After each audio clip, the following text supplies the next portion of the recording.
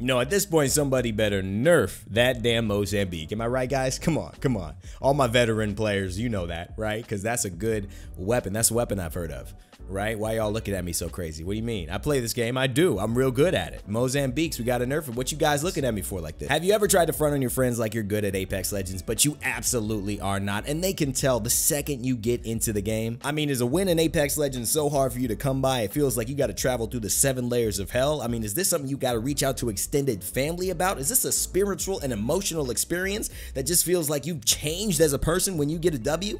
If so, you're bad. Hey, and that's not a bad thing. I mean, being bad at something means that you can eventually get better at it, and that's what this video is going to focus on. How, as a bad or maybe under par player, not the best, can get wins more often in Apex Legends. Obviously, this video is going to target people who haven't had a lot of success in the game, or maybe just want more success and love the game to pieces, but it'll also most likely, as most of my videos do, have some real world insight and help people who are still doing well at the game, maybe to improve, maybe to fix a little bit of something and be that much better. Now, I'm not kidding. This is for bad players. This is for players who stink at this game, and it's some advice on how to do things maybe the less fun way for those who look for the Shroud Dizzy type of thrill-seeking mentality when playing this game, but to do things in a way that will be successful and grant you a level of accomplishment that you've been hoping to find but just have a very hard time doing. Now, if you have any tips or suggestions, make sure right now to leave them in the comment section below and continue watching, and if you see something that you want to talk about,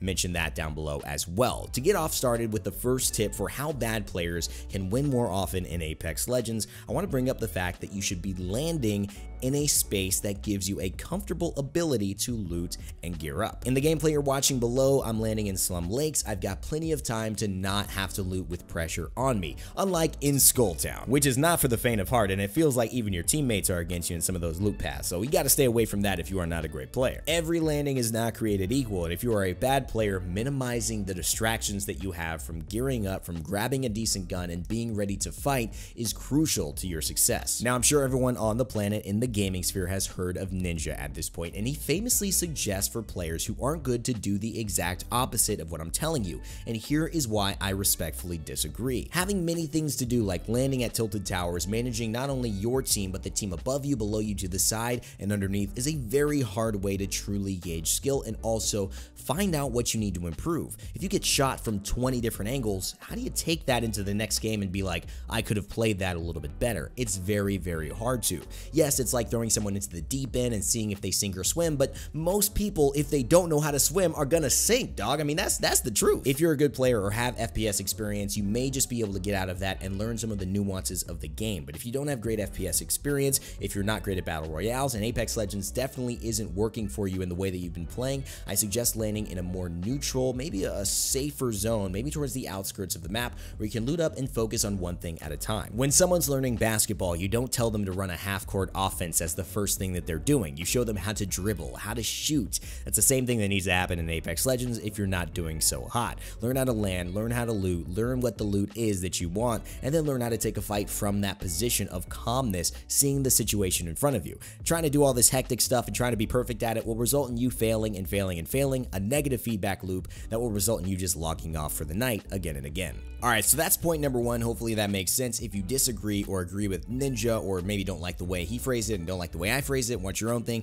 make sure to let us know in the comments section below. Now moving on to the number 2 point on how bad players can make themselves more successful in Apex Legends, and that's to rotate with the circle. Now, I know this is super hard to believe, my friends who love to camp in buildings, my Bambis of the worlds, my Pathfinders who like to stay on the top of those freaking dragon bones and then just die after people actually start shooting at you. I mean, what was that game plan, buddy? One of the biggest reasons this is valuable is because of overwhelm. We talked about having too many factors as a player who is getting used to the game or new or maybe not that good in general is a detriment, and if you can just negate the fact that anyone is behind you, for the most part, some lifelines in there will be tricky with their team, but most of the time, nobody is going to be behind you if the circle is behind you. That means you can focus on what's in front of you, keep your focus linear, and hopefully take smart fights, not worrying about whether you're going to get hit from your 6. A lot of times, players who aren't that good will go straight to the center of the circle, have no idea what's happening outside them while all these fights are taking place, and just wait. They have no idea when the next barrage, when the next grenade, when the next arc star is going to hit them, and by the time it does, it's too late. Now, we all know there's a time to plant your flag, and if you're on the moon, definitely stay still because, you know, that's got to be a good photo op. But the most important aspect to this is that when you're moving, you're staying dynamic. You're seeing if other teams are moving, and when you finally get into the circle, you know, like I said, that you have a safe haven for a moment unless other teams are rotating with you. This could be a great opportunity to cash in on the chaos, however, because most teams aren't expecting a team to come from the circle and start engaging with them. That's where rule number 3 comes into play, which is to third party. I mean, if Captain America, Spider-Man, Iron Man, the Hulk, they all need help and they got to band together to beat some bad guys, do you think that you might need a little bit of help to beat the champion squad? I think so. So at this point, third partying is probably your best option. As a bad player trying to get more wins, being the guy that shows up towards the end of it all and steals everybody's stuff rather than trying to get in a fight first is definitely a better way to make it happen. I'm sorry, it kind of sucks. It's a little sleazy to say, but at the end of the day, third partying is definitely the most efficient way to, I guess, augment or make up for your lack of skills in other departments. I mean, it's just business. You take every advantage that you have. I mean, the Golden State Warriors, they didn't need Kevin Durant, but they've got him, and now everyone has to suffer every single year. Or it's like the guy who leases an F-150 Raptor and takes up 2 parking spots at the office just to prove how manly he is. I mean, who needs that parking spot anyway? I don't. I'll just walk. Although it's funny in the real world, sometimes overcompensating for your lack in this gaming world can be the most effective thing to do, and when you third party, you basically just tilt the odds in your favor. Having to hit 3 shots to win a fight versus having to hit 12 is a big difference for a player who's struggling hitting any at all. So make sure to try to show up to the fight a little bit later, wait till maybe they've been bruised, they've been beaten, maybe there's only 2 players left, it's a one-on-one, and then make your move. Heck, you could even wait till one team finishes off the other and is reviving their teammates who have been downed, and then strike. It's the best way, the most efficient way for players who aren't that good to somehow beat a team that is much better than them. And now, moving on to the number 4 way a bad player can get a little bit better at this game, get some wins, it is to be a better teammate. What? Oh, you wanted to learn how to frag, right? You wanted 15 to 20 kills every game. You thought this video was going to turn you from a bad player into somebody who could actually become a top-tier Apex Legends streamer that everyone wants to take tips from, watch, and will make thousands and hundreds of thousands of dollars every month. Wrong. I mean, maybe, right? Maybe somebody will do that, but at the end of the day, that's not how this works. If you want to be better at this game, becoming a better teammate is one of the most foundational things you can do. Getting that clutch lifeline heal, getting the revive, getting the grenade that separates or creates space for your teammate to heal up under the smoke that you provided. Those are things that can sometimes be tide turning. And if you're only thinking about your own performance, if you're only thinking about yourself, you'll never have an opportunity to grow in those areas. I mean, why do you think we want solos so much? Why do people want duos? So they don't have to worry about randoms. They don't have to worry about people being bad teammates to them. What if you were a good teammate to everybody else? What if you gave everybody the benefit of the doubt? What if you did things and played for others rather than just playing for yourself?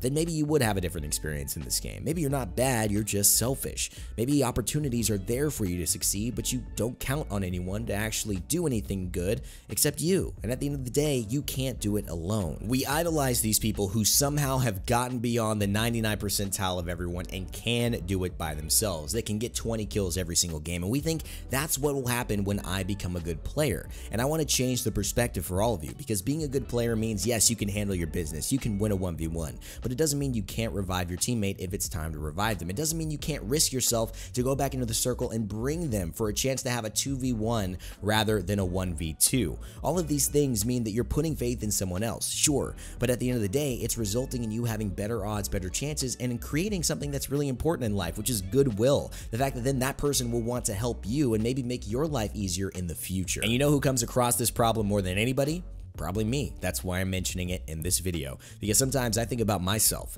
my highlight reel, my video on YouTube, and I don't act like my teammates matter. And the second I do, the second I become selfless and I start thinking about how can we all succeed here rather than just me, then we start to win a lot more often. And I also appreciate my games a lot more. These are the things that create moments that you remember, and hopefully if you are a bad player or think you're a bad player, making a shift in how you become a better teammate will actually improve your winnings and also improve your value that you feel. Sometimes you don't have to get the final kill. You can do a lot of other things to make yourself and your impact known on the game and your team. And now to round out the video, we have come to number 5. For those of you who have appreciated the content, please leave a like, please comment down below what you did enjoy or maybe didn't enjoy and let me know how to improve, and subscribe if you want to stay tuned to more content. That is the best way for me to know that what I'm doing is working and you guys would like to see more of it. But now moving on to the 5th thing that you could do to improve your gameplay, and this is something that I don't see a lot of people actually suggest to players and viewers, is to record your own gameplay and study it after you die. Oh man, the server sucked. Did you feel that lag? That lag was crazy, huh? Dude, I don't know where he came from. I got one shot. Bro, he literally has to be cheating. I'm gonna spectate him right now. Has this been you, or do you know anyone who says these things? What this means to me is someone who's just not willing to look at the hard facts of what happened. Sometimes, yes, there is a cheater. Sometimes, yes, the lag is real, but a lot of the times there's something that you could have done that allowed you to be in a position that did not set you up for success. If you record your gameplay, there's no questions, there's no egos, there's no he said, she said, there's just hard facts, and you can rewatch it again and again. Now, I'm a YouTuber. I actually have the benefit of watching my own footage. I see my wins, I see my failures, and I get a chance to look back at when I mess up, why I messed up in the first place. Was it where I was? Was it the gun I was using? Did I miss my shots?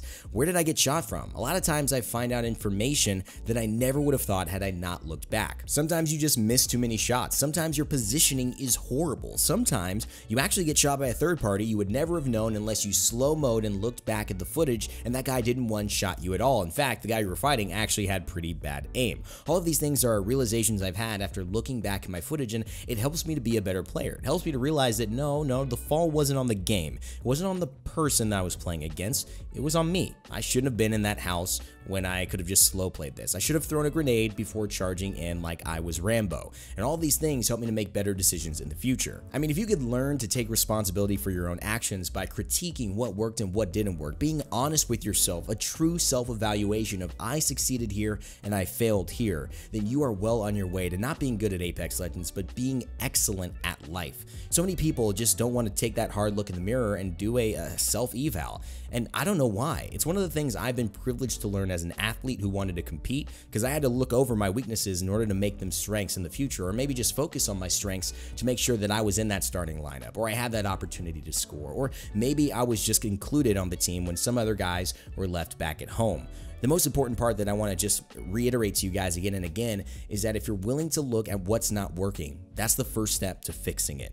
Recording your own gameplay is one of those small things that when you actually do and put into practice can make the world of difference in finding the small mistakes you're making and tweaking something that might just be the only thing holding you back. We're often scared because of our egos to say I messed up or I didn't do the thing right, but you know what? Own that, because the second you find it out, the earlier you figure out what you're doing wrong, the sooner you can fix it and get on to most of your life, which is hopefully doing that thing right in the future. Don't worry about making mistakes. We all do. We're all humans. We all start out not good until we get good in the process. And if you can master this one, man, you'll be able to master anything. Now that's the end of the video, but of course, if you know me, sometimes I like to give bonus tips to my OGs, my true viewers who watch the whole thing, give me that great watch time. So I have a couple of bonus tips for you all as well. I mentioned these in other videos and they are important. The first bonus tip is to master your movement. This is something that can be mentioned again and again and again, but learning how to slide hop, learning how to move around boxes and stay mobile, although it's part of the rotating with the circle in fights specifically, is one of those things that will improve your play as a bad player.